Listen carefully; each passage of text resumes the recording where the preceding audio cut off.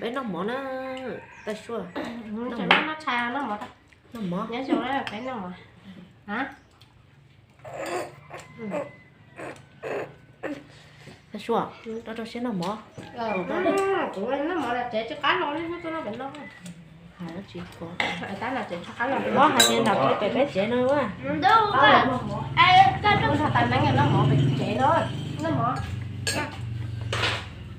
rồi đi những mua mà cái một trong tháng rồi đi những mua mà nói cũng mua rồi ta nó cái bé mỏ chứ nào là hiện không tại vì đi đông ấy hiện điểm biết đông tám mát thì ta cứ nó không ta tí lúc xưa mà lớp cái là tôi một chế tao ấy là rồi lên cái là tôi một tay luôn à tao này cái này chơi với nhiều lúc đấy giờ chơi với nhiều một chuyện ta chung chơi này tay cua chơi mò tao còn ăn cua chơi lúc á chuyện lúc cái tụi cái là thôi cái lúc này ta nghe nó khảo con nó mỏ thầm mò đầy đau cái nó mỏ người ta bán nó mỏ cầm nó gọi nó phai thầm mỏ thì ta xua nhiều cái nó ngon nhở giàu kinh rồi con tao rồi nó không nó tao không chịu tao mi nhùa chế chứ nhiều giàu kinh rồi con do có cá mà về xa gì chú cổ siêu tắt chút chút cái à chỉ cá là nằm một lọ bên nó bị việc cổ siêu của tụi mình nhựa thau chung là nào của tụi này lo nọ nữa cô hãy nhớ trong một này hay nhớ trong này nhớ trong ui cái tụi là cơn sổ hậu thì nó thứ hai liền hay nhớ trong chuyện no tao hai con đó bao con thấy tao khỏi bệnh không nhớ trong cái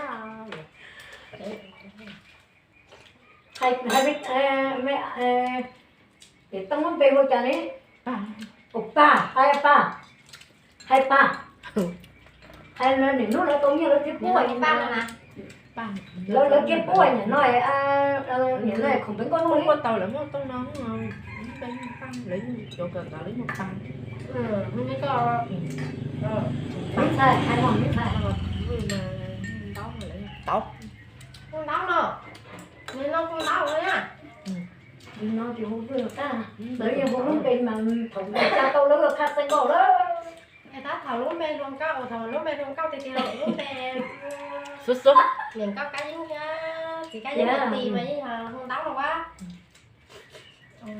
tóc này rồi xong có một cái cho con tháo nhà thợ này không bàn dạ đúng rồi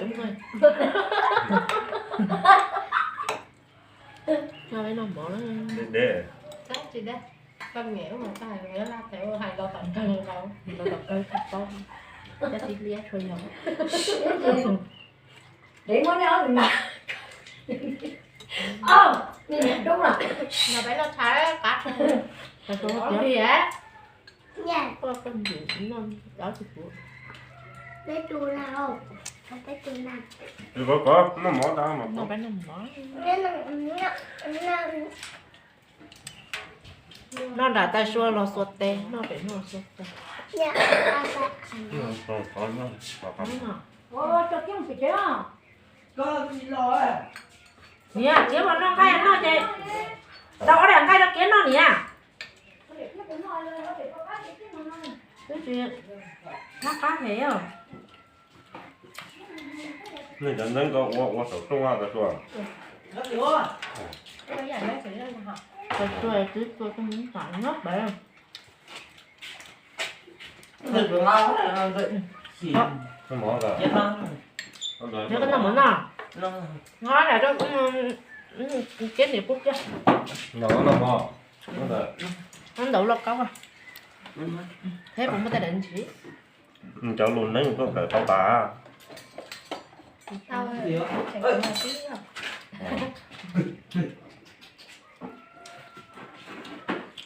rồi bán một to tồi to tại sao nó chỉ có tiền một cho tiền đó chỉ tao để một cho lửa tu cha có mà nhưng mà một cần nó luôn đấy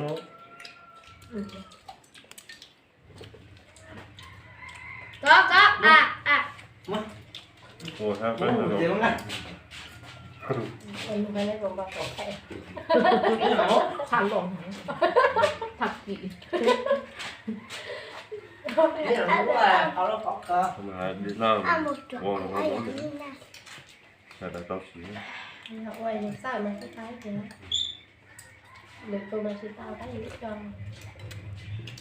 Tao sao không cần đông áp như của tao Tao phải chơi của tao lúc cưng phía tới giờ hết được rồi Là Toàn là Nào, để lửa cho chưa chỉ nạp lửa luôn cả rồi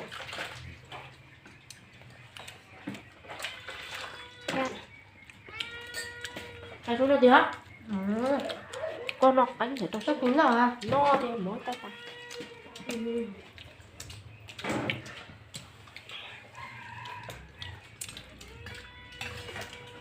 nó này phải chắc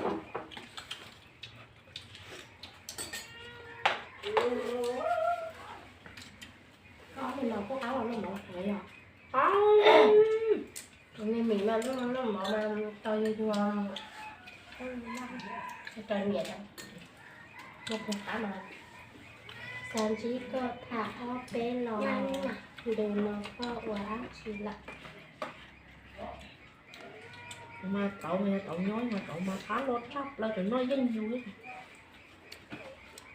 Oppa là tay nó dân vui bà nó coi bà có sợ nó nữa nè không là vô cần đó Thật rồi cái là mỏ cái nó nhỏ thì có cái phòng mỏ rồi tháo cọ lò sao có một đĩa mỏ cái nó em nói chưa mỏ được tông tông nó trắng có gì chỉ không có mỏ đỏ đó có gì cần đó này nó báo tôi nói có chỉ tôi ra thì có chỉ gì đâu ồ đây còn nó mà cái gì mà lắm rồi Chắc chỉ sai các vấn đề thì họ đang mà là các cái phương này. em nó đang video mà tôi mình nào tôi phải cái tới gì cần đó đây cũng là sao lắm ngon ngon thật ngon ngon Ăn ngon hả?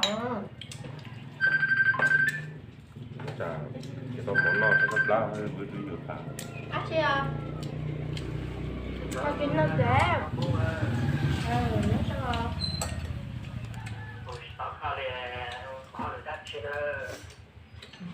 Đấy, nó tét cái đó.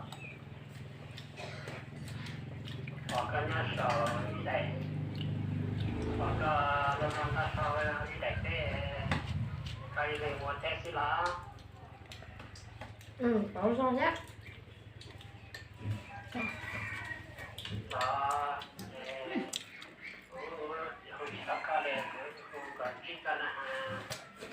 Sao nhớ con à? mua một bao nhiêu này Rồi lên nào.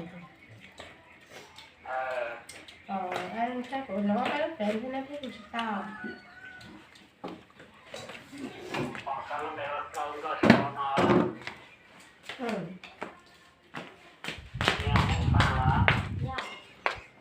chả là có Không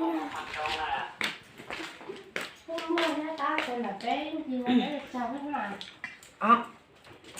đó nhớ cho mình cắt tê không mấy chỗ rồi à nên cho mua phát kia mà Có đi thế nào? Cái này sẽ ngắt đi là chúng ta. đi cho mua phát mà cũng có chặt chờ xin à Chỉ cho món đau đấy. không pha cho chồng cho nó mà cho ông một tí nè Đúng rồi. đó cái dân gì đấy là cái tao Có một cái vỏ bé sao á. gặp cái sao này tại sao này tôi chịu mà Tại vì nó tin mua. giờ bây giờ còn tạm mà cái chuyện nhỏ này Mua áp tôi à. Nó là mỏ. Cái xong rồi nè. Một bé cho mà. Cái áp từ nhỏ nè. Không. Nói được thế đâu. Tôi mình nhiều ấy, tôi mới cầu. Tại xua. Hỏi tôi mới cầu láo à? Đó, mà cha. Ta tự tin của ta chuyện nó. Nhưng mà con không nghĩ lo hẳn trong hả? Nên phải chơi gió lên mà. Là sẽ tàu.